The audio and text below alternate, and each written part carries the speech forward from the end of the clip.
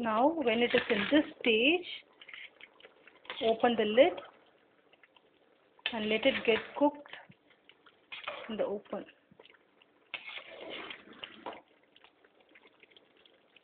It has absorbed water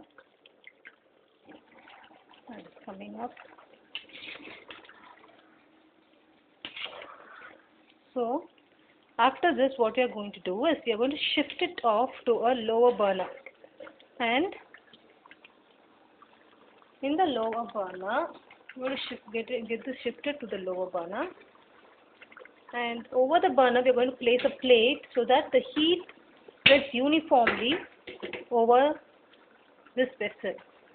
Since this is a big vessel, we are going to place a plate on this burner. This is a plate we just keep for this purpose. And now we are going to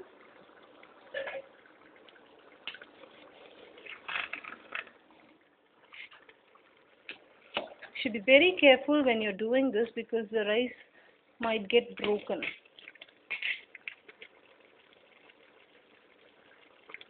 So the water is getting absorbed. When you don't see any water around, you can shift it off to the plate there. Till then, the plate is getting heated. Plate is getting heated there.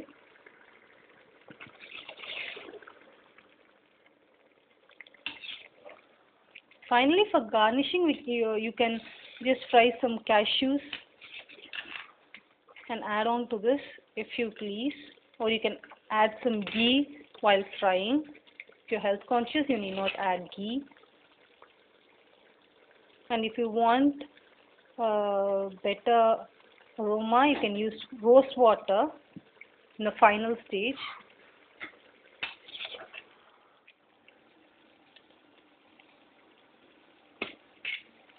Okay, this is now done. You can shift it off to the lower burner. Now after shifting, if you want the biryani to be colorful, you can add some permitted colors to this. Now I've got this color.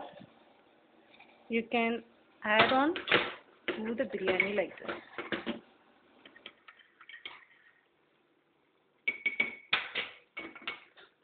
You'll have to just pour it here and there.